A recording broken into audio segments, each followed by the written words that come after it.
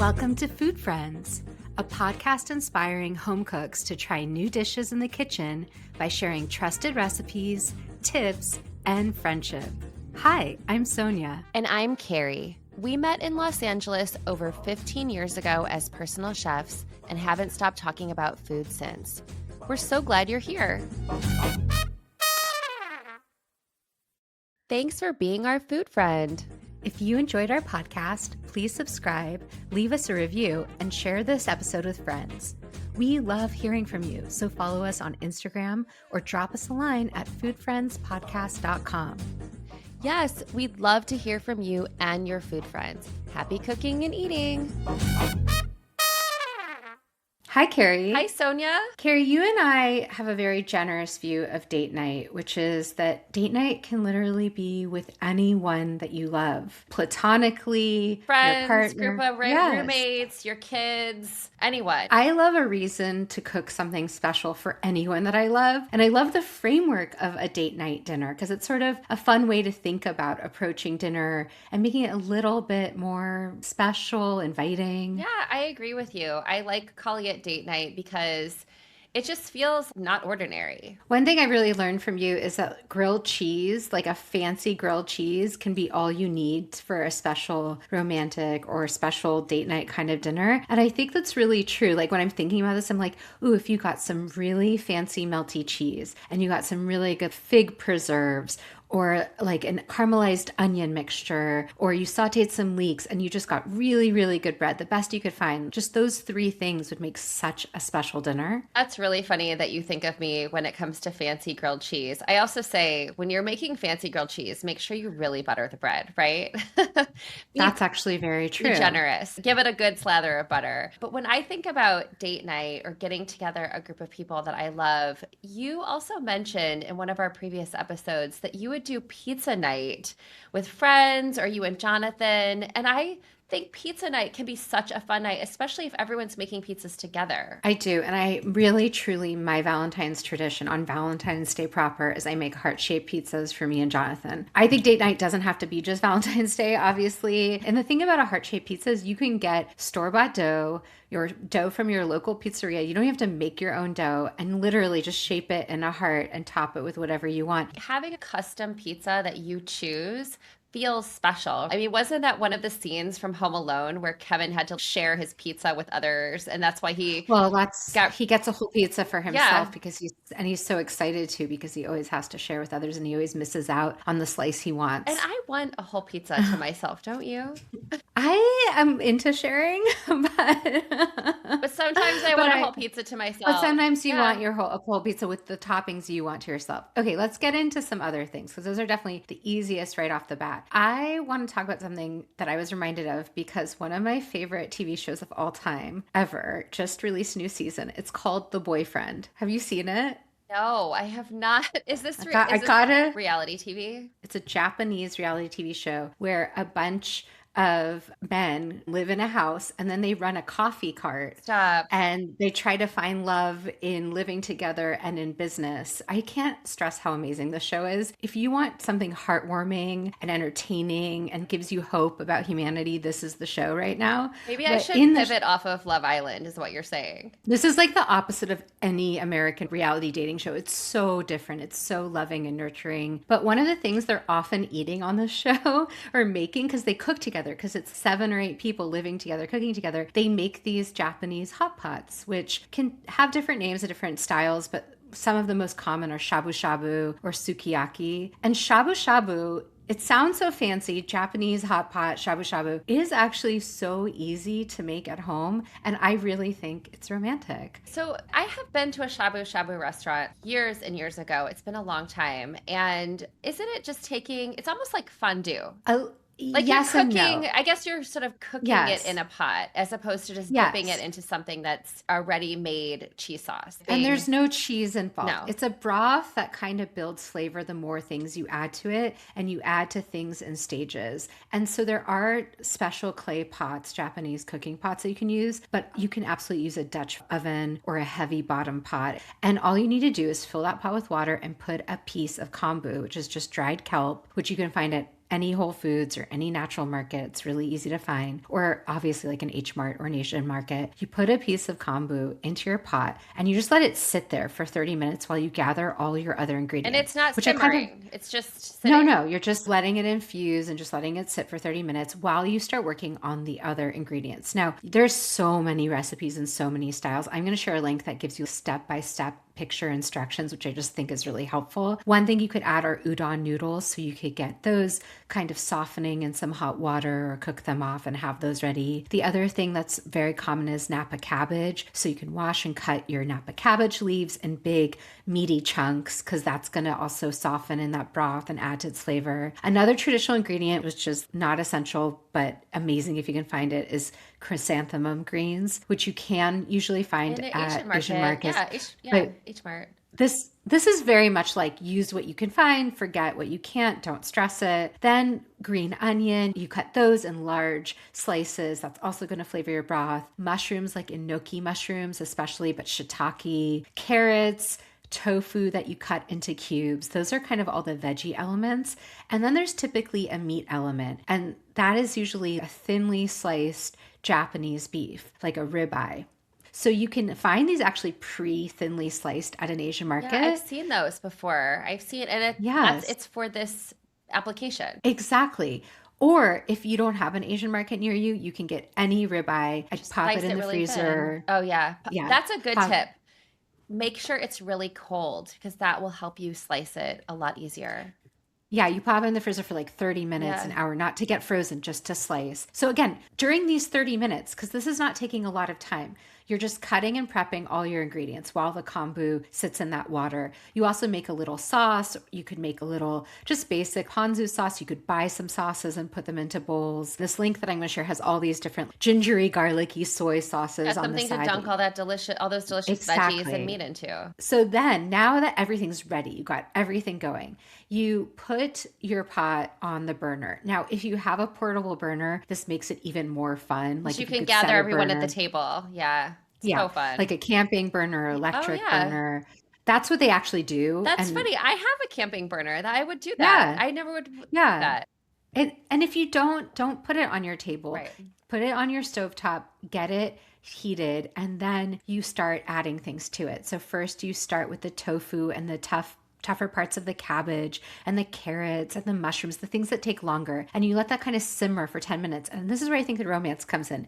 You're kind of like hovering around the pot. And whether you're standing at a kitchen island or you're at the table, the two of you or the three of you or the four of you, whoever's there, could be just standing there hovering, adding things, smelling the aroma of it all Working infusing, together, right? working together. And you could have prepped all these ingredients earlier in the day. And then once the vegetables have infused, then you add the beef. You only are putting the beef in there just till it turns brown because it's so thinly sliced. Then you dip that beef in your soy garlicky sauce. And every time you're putting beef in the pot, you're adding more and more flavor to your hot pot. And then at the end is when you're eating all the vegetables. You can add your noodles to your pot at this point. Are the And the vegetables staying noodles, in? Is that what's happening? The vegetables are kind of staying in as you're like dipping in little pieces of meat, and then you're pulling the meat out and you're eating it. Then when the vegetables are done, then you can kind of fish them out. And so it's like a fishing in a yeah, pond, and you can certainly eat the vegetables out of order. You don't have to. In right? fact, in when I got to go to Japan, which was one of the highlights of all my travels, I went to a traditional shabu-shabu restaurant, and it was like they would bring you things in order of how you should cook it, but you could also kind of enjoy it out of order if you wanted as well. I like that there's freedom to this. Like you feel like a mushroom, eat a mushroom. You feel like a piece of beef, dunk it in the pot, and then at the end, add the noodles to soak up all that incredible broth, and then you get to all enjoy your noodles with a little more of that sauce on top. Doesn't it just sound so interactive and It fun? does, and warming because you're around Mm. this like warm pot. I love to gather people around a pot, and I would definitely go in the direction of getting out my camping stove. This would be fun for kids for sure, So and fun for yeah, because kids. then they can kind of have some agency in the cooking and also in the choosing of what you're going to eat. Not everyone has to eat everything. And you could choose the things your friends like. Like you could add in some Right. bok choy, you could add in other ingredients. It doesn't have to be exactly what's written in this recipe. Yeah, I love that. Well, Sonia, the first dish that I'm thinking of is actually kind of opposite of all of this. It is a classic sole-muniere. Have you ever had sole-muniere? I imagine you have. I love sole-muniere. I think it's so romantic. It's so romantic. The first time I had sole-muniere, I think was in Paris. It seems very fancy, but it's actually very simple and it's can be done in 15 minutes, which I think is amazing. Sole-muniere is essentially sole or any very thin white fish, and you pat it dry and you add a little bit of flour to it. You cook it in butter with a little bit of oil, and then you add a little bit of lemon at the end and parsley, and that's it. And so this is one of those dishes that you really want to have everything kind of ready to go because the magic is in the quickness of cooking it. And also, one of the things that I've noticed in different places that I've had sole-muniere is that if it comes on a heated plate, that keeps it warmer longer, which Oh, I that's is so important to me. Is so smart. important to me. Wow. First of all, I think sole-muniere was one of the first things Julia Child ate in France that made her fall in love with French I food. think you're exactly right.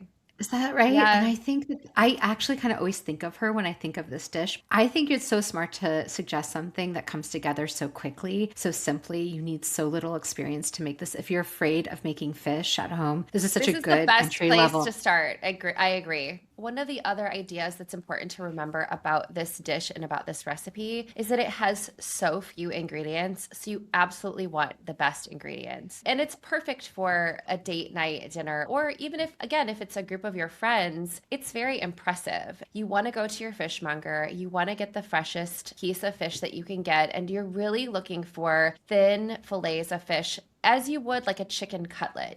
And then you want to pat it dry, sprinkle it with a little bit of salt and a little bit of black pepper and a little dusting of flour. And this is also the place where you want to buy an expensive butter, like a European, a very rich butter. You want to add a little oil too, because you want the butter So to it doesn't brown. You don't burn. want it to burn, but Yes. you want it to brown a little bit because those Yeah. browned milk solids are what gives it so much flavor. Have all your ingredients prepped. You want your lemon ready to go. You want it cut, you want it cleaned, all of those things. And I also think asparagus is a really great side for a sole-muniere. And it's also like, it's a little suggestive, isn't it? If you're having a really romantic dinner. I know you and I are all about seasonality, and I always try to save asparagus till it comes out, but I actually think this is exactly where you need it. I think it also harkens to those kind of retro restaurant meals where everyone was making fancy French cooking, and Totally. you would always have just perfectly steamed asparagus on the side as your vegetable. And I think it's very elegant. Well, my hot tip is that you really want to expertly steam your asparagus before you start cooking your fish because your fish is going to cook really quickly. And then you just want to eat that asparagus with all that delicious brown butter sauce. Sounds delightful. So, Carrie, I've been getting reacquainted with a cookbook that I hadn't looked at for a while because it's our next selection for Cookbook Club. And it's the Zuni Cafe cookbook by Judy Rogers, which is a classic cookbook. Many people reference it, but I hadn't looked at it for a really long time. And I've just been enthralled with it. It's an incredible book. There's so much wisdom in there. It's worth like checking out from the library or ordering a copy or tracking one down if you can. I But am happy to know yeah. this because I'm well acquainted with who Judy Rogers is and Zuni Cafe and the roasted chicken with bread salad. It's a very classic dish, but I've never seen that cookbook. And it's one of those dense cookbooks. And I'm sure we will talk about this again after Cookbook Club because I'll have to Of course. recap it for you. Yes, But please. in the meantime, I would just say it's one of those cookbooks where there aren't a lot of pictures, there's a lot of text, but the text is worth reading. And there's this recipe in there that has stood out to me for weeks that I've kind of reread a few times, which is her recipe for ricotta gnocchi, which was a standard dish on her menu. Now, the recipe in Zuni Cafe is very hard to execute. You have to track down ricotta that's very hard to find. The way she's like, it depends on the seasons and the ricotta and the cows and the goats, the sheep. Ask. Like she comes from Very the Alice same Waters. kind of Yes. mentality of only use what is around you at the time that you need it. So I found a recipe that I think will work just as well that has thousands of five-star reviews. It's Mark Bittman's ricotta gnocchi. It's a very simple recipe in a way, but it's one of those impressive recipes. And I think we all know about potato gnocchi, and you and I've often talked about the shelf-stable gnocchi, which by all means, if you're not the kind of person who wants to make gnocchi from scratch, those are great options for a very similar dish. But if you are the kind of person who wants to try this at home, it only takes about 45 minutes to an hour total to make this dish. So Like it's not between putting actually. it together and cooking it? Yes, yeah. The whole dish altogether takes about 45 minutes. You're just combining ricotta, eggs, and Parmesan in a bowl with salt and pepper. Then you add a little flour to thicken it up, and you're basically adding enough flour until it becomes a sticky dough that you can easily scoop onto a spoonful. You test a little spoonful of it at first just to see that it holds its You shape mean in the boiling you water. test it in the boiling water to see Yeah, that like it you holds take it? the. Okay.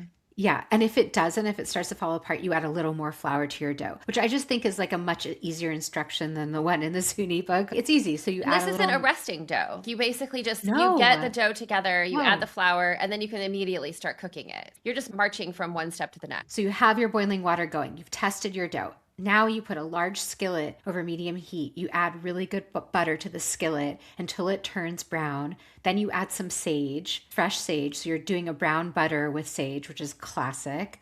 And while that's frying, that sage, you start dropping ricotta spoonfuls rounded in your tablespoon into the boiling water. He recommends doing like 6 or 7 little spoonfuls at a time so you don't overload the pot. And then as soon as they rise to the surface, that dumpling is done, and you throw that into that sage brown butter sauce that's already warm, that's sitting right next to your pot. This is why it's 45 minutes. You're not resting dough, you're not kneading for hours, you're making a simple batter, and then you're just making batches of these little dumplings. I feel, again, this is a great 2-person job. This is a great interactive dinner. This is an elegant, I'm using that word a lot, but it is. It's like a refined meal. I mean, listen, when you launched Yes. into make homemade gnocchi, I was like, no way, man. Because of our podcast, I discovered how easy it is to make gnocchi at home, especially with those shelf staple packages. Because you really just need to get some hot oil, maybe a little bit of butter, crisp them up, add some vegetables. We eat that all the time. My husband, James, made this Brussels sprouts with gnocchi. It's one of those 5-star, 10,000 people love it Yes, recipes. people love that recipe. But really, what you're describing is actually just a few more minutes to make your own homemade version. I mean, do you even need to sit at the table for this one? Can't you just eat this No, from you eat the it straight out of the pan. table? I do think it's funny though that you're someone who's like, oh, making gnocchi at home, but yet you make sourdough bread regularly. And I've gone through Adrian's recipe many times. I know you use Adrian I Hale's do. sourdough Yeah. recipe. I know you do, but it still requires a lot of work. It's just so interesting. And I think it's important. Every home cook is different. Sourdough to you feels really easy. Yeah. Gnocchi to me feels really easy. And it's all about embracing what you want to make. Well, I'm so glad you're calling that out because I think in some ways you're someone who has made lots of different kinds of pasta. And that is still a place that I'm kind of afraid to go to. And I think this is part of what I've learned from our friendship is when I'm good at something, share that with you. And when you're good at something, share that with me. And it makes us all better cooks. So I'm glad Totally. that you have kind of shown me a path to an easier way of making ricotta gnocchi. Well, also, we're talking about date night Yes, and we're dinners. talking about We're date nights. talking Yeah. about a night that you want to make feel a little more important. Yeah, I really love that. Well, Sonia, for me, and certainly for my family, I asked Mac, what would you want for a Valentine's Day dinner? What would you want for a date night dinner if it was just me and you and dad? And his go-to is pasta. He was like, I always think Yeah. pasta is such a great, and I was like, I've raised you right.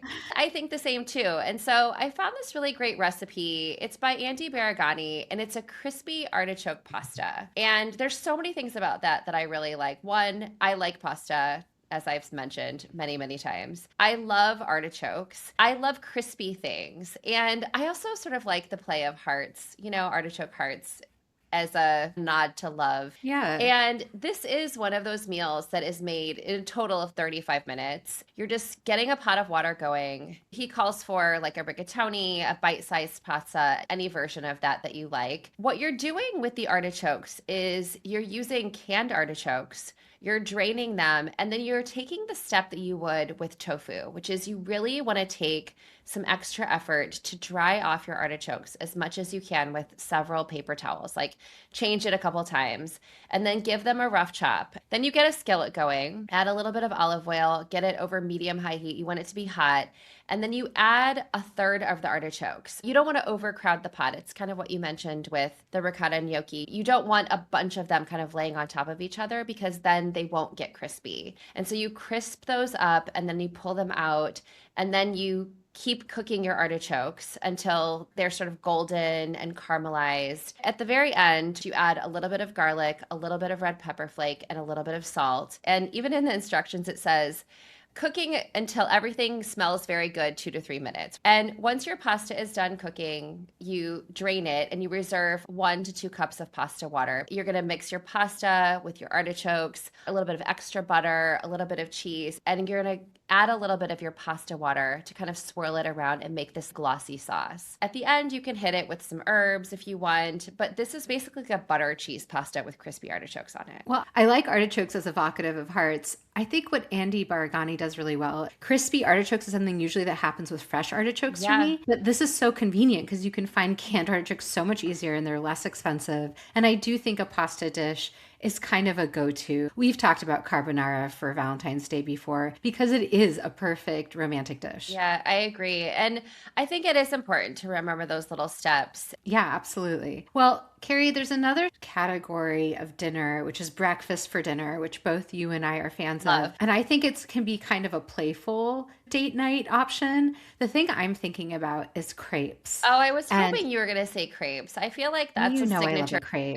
Yeah. I love a savory crepe. It's something my grandmother would make a lot, is a lot of savory crepes. I just think it's a really special way to have a meal. And I especially love a classic French style buckwheat crepe, which you make with buckwheat flour, which is actually pretty easy to find in the flour section if you want. You could also just find any crepe batter that's savory. It doesn't have to be buckwheat. But I'm going to link a Martha Rose Schulman recipe from the New York Times. That's just buckwheat flour, regular flour, eggs, water, and a little milk. The one thing about crepe batter is usually do want it to rest for an hour or two. So sometimes I'll make crepe batter in the morning and just have it be in the fridge for later that day. But what I love about buckwheat crepes, they're so nutty and flavorful. And again, they feel extra special to me compared to just a regular crepe.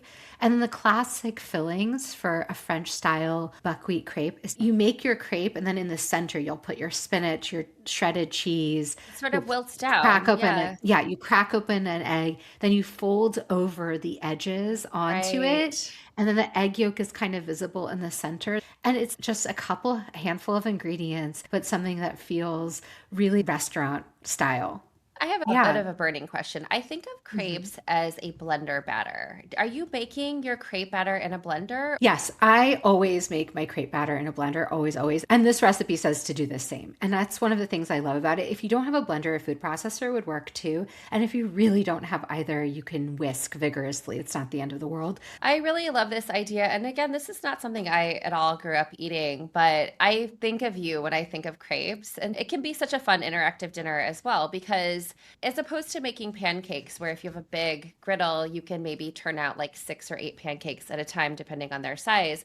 Crepes are one at a time. Yeah, and you can stack them and keep them warm, but these that are filled are really kind of one at a time. So you could make one, share it, make another, share it. And then I think for dessert, for this kind of meal, make a chocolate crepe. I'm going to link a recipe for that too. Same idea, put it in a blender, make a batter. And then it's just one extra little step, adding cocoa powder to your batter. Right. And now you have a chocolate crepe that you could top with some fresh strawberries or raspberries, a little whipped cream. Again, this is a 2-person job. One person can be helping with the batter, with the plating. One person can be flipping the crepes. It can be kind of fun. You know what I'm thinking about? I'm thinking about making the buckwheat crepe and filling it with that magic spread that you gave me for the Oh my holidays gosh. that Matt keeps referring to as Nutella. But it is bougie. I call It's it bougie bougie Nutella. Nutella. That's what it is. Yes. But he Magic spread. Well, this will not be the first or last time we talk about magic spread. Magic spread life changing. is I find it at the Portland Farmers Market. There's a great little chocolate shop here called Cloud Forest. They have a stand at the farmers market. They sell magic spread, which is sugar-free, but it's cocoa, hazelnut, and dates. And it is like the best version of Nutella you've ever had. I don't think I realized it was sugar free. All that sweetness comes just from dates. Just from dates. I mean, this is a great way to think about breakfast for dinner because you could really do sweet and savory. You could do both. So I love this idea. Well, Sonia, my 2 ideas for breakfast for dinner are a little bit more pedestrian. No, don't say that. There's no such thing. Well, I will say we're a big pancake house, but I also really love a French toast. If you were doing a date night dinner and wanted to do breakfast for dinner, you can cut your French toast with some heart-shaped cutters, with a heart-shaped cookie cutter. Heart-shaped cookie cutters are a signature Carrie move. You are the first person to make me cut bread into heart shapes and make those little grilled Grilled cheese for your cheeses, client. heart-shaped When grilled cheese. Yes. I had to sub for your client, I Yes. remember, and I had to get my own heart-shaped cutter, which I think of you every time I use it. I was never one of those parents who really cut up little things for my kids' lunchbox, but there's all kinds of little lunchbox cutters that you can, so again, French toast is always better with old bread because you really want it to soak up the egg and milk mixture. And the sky is the limit. Some people like cinnamon on their French toast. I really don't love cinnamon on my French toast. You could do a little cardamom, or you could keep it really simple with just egg and milk and a little bit of salt. Oh, the vanilla paste would be good here, like a Vanilla little good vanilla paste. That would paste. make it. But I think cutting it up into a little heart shape, if you have a heart shaped cutter, is nice. There's also the idea of egg in a heart, which is, a play on toad in a hole. If you find yourself alone on Valentine's Day or you just want a date night yourself, this could be a fun thing that you do. Why not as part of the French toast? Because if you cut out the hearts for That's the true. French toast, you would be left with a hole that you could fill with eggs, so you could have French toast and heart-shaped You could toad in a have hole. sweet and savory breakfast for dinner. See, you're already making my menu. I love this. I didn't mean to take over, but it seems like such a perfect pairing. I know. I didn't actually think about that. Once you've got the cookie cutters out, you might as well just do it with all of your bread. Yeah, I think just reminding people about heart-shaped cutters is sweet because there's so many different things you can make with those, and it is fun to have something be heart-shaped any time of year. Well, we have to talk about sweet treats to end our meals on. There's one I have to bring up that's been on my mind for a while now. Okay, when we had Adam Roberts of Amateur Gourmet on, he mentioned that he was listening to Barbara Streisand's Oh, memoir. yes. He mentioned it when we talked to him, Yes. He right? mentioned it when we talked to him because I think that's when. Did I talk about Barbara then? Yes, you Yes. talked about Yes. Barbara because you've cooked Because for I've her, cooked for which her. is Yes. legendary. Legendary to cook for a legend. So anyway, I recently decided to listen to her audiobook. It's unbelievable. It is so entertaining. And there's so many strong food memories this woman has. But right off the bat, one of the first things she talks about is her love of coffee ice cream. And to hear her talk about coffee ice cream just filled me with the desire to eat coffee ice cream like nothing else. And then I was like, ooh, coffee ice cream is kind of a fun date night dessert. For one, you could totally use decaf coffee to make coffee ice cream. But if you didn't, it would kind of keep you up and lively. And it would be like just a little bit of a caffeine kick at the end of a rich meal, which I think I love. My greatest joy in life is ending a meal with a cup of decaf coffee. I truly think there's nothing better in life. So to me, this would be like a place I would make a decaf coffee ice cream. And I found this great recipe from the most sensual and romantic cook on the planet, Nigella Oh, Lawson. totally. So she has a recipe for one-step no-churn coffee ice cream. How is that even possible? Have we not talked about no-churn ice creams? I don't think so. There's I like don't think we that, have. those sort of fake ice creams that you take like a banana. No, this is a different. So there's a kind of formula. I wish I knew who first invented this, but a lot of recipe developers have riffed on it. But you take heavy cream, sweetened condensed milk, and then whatever flavors you want, and you just mix those two things together with your flavors, and then you stick them in an airtight container and freeze for 6 hours overnight. And that's your ice cream. And there's something about the combination of sweetened condensed milk with the whipping of the cream that gives it an ice creamy texture without having to churn or spend hours or make a custard. Oh. So it's a really easy way. So if you didn't like coffee, there's an infinite amount of no churn ice cream recipes. But this one is just 4 ingredients: heavy cream, sweetened condensed milk, instant espresso powder, and espresso liqueur, which I just love. It's almost like an espresso martini. Yeah, That mix it all is it got those together. vibes, obviously with like a Yeah. lot of sweetness and a lot of cream to go with it. But that it is kind of nice. Listen, I gotta admit, I really don't like coffee ice cream at all. It's just not what I go to. My husband loves it, but I think if I'm gonna have a real dessert, I want it to be sweet. Oh, the bitter notes you don't like. I don't know what it is. It's just never been a flavor that's called to me for dessert. Well, Barbara Streisand says she eats whole pints at a time to this day, which I just think is such an Espresso ice interesting, cream. it's such an interesting detail about It her. really is. It sheds a lot of light, doesn't it? Well, Sonia, despite my not liking espresso, I do have a really fun dessert to talk about, which is tiramisu dip. And what I like about this is that there is an interactive nature to it. So what you're really doing is you're making this sort of sweet dip, like the filling of tiramisu, and you're serving that in a little bowl with lady fingers that you can dip it in. Oh, it's like deconstructed It's like a tiramisu. deconstructed tiramisu. It's super easy. You just, in a small bowl, you whisk cream, a little espresso powder, and a little bit of cocoa. And then in your standing mixer, you beat mascarpone cheese, cream cheese, and a little bit of powdered sugar until it's smooth. And then you add that cream mixture, the cream with the espresso, a little bit of vanilla, and a little bit of salt. And then you just get it going until it's sort of creamy and whipped. And that's it. And you serve it in a bowl with some lady fingers. I think to your point about your no-churn ice cream, I think the sky could kind of be the limit on this. If you didn't want to use espresso powder, you could do a little cocoa. You could do freeze-dried fruit, like a freeze-dried Oh, yeah. strawberry or a freeze-dried Yep. raspberry, and stick that in your food processor until it's like a powder and flavor it with that. So if you wanted a pink version, not a chocolatey version. Well, and I love a strawberry tiramisu, although I know tiramisu purists are like it has to be with some kind of espresso element. But I love a dip and I love a dessert dip. And I think, again, these kinds of invitations to share something is really nice when you're thinking about romantic meals. I have another really simple dessert. I love British fools. It's a classic British dessert, and all it requires is folding any kind of fruit puree into whipped cream. That is basically what a fool is. So it's kind of a very simple, foolproof dessert.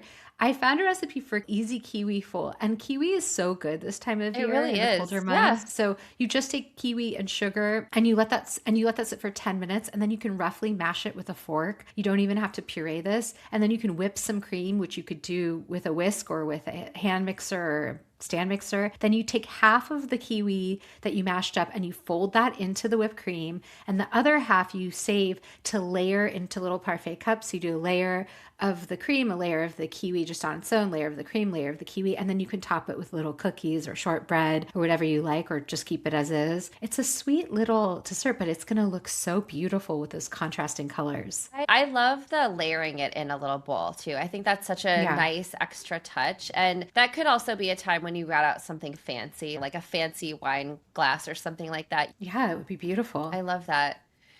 Well, Sonia, I have one last dessert. It's a very simple one, and it sort of coincides with what I talked about with the egg and a heart, which is if you take store-bought puff pastry and you thaw it in your fridge for 24 hours, you can take your heart-shaped cutters and cut hearts out of the puff pastry and bake that off. A little bit of egg wash to get that golden brown color, and you can sprinkle it with a little sugar if you wanted to.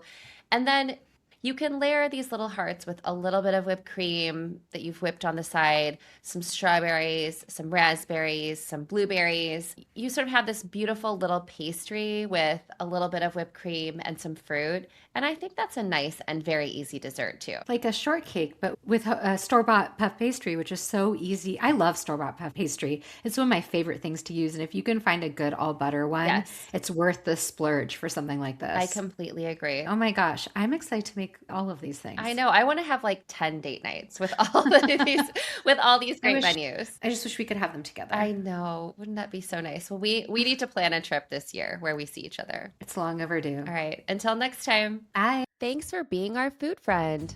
If you enjoyed our podcast, please subscribe, leave us a review, and share this episode with friends. We love hearing from you, so follow us on Instagram or drop us a line at foodfriendspodcast.com. Yes, we'd love to hear from you and your food friends. Happy cooking and eating.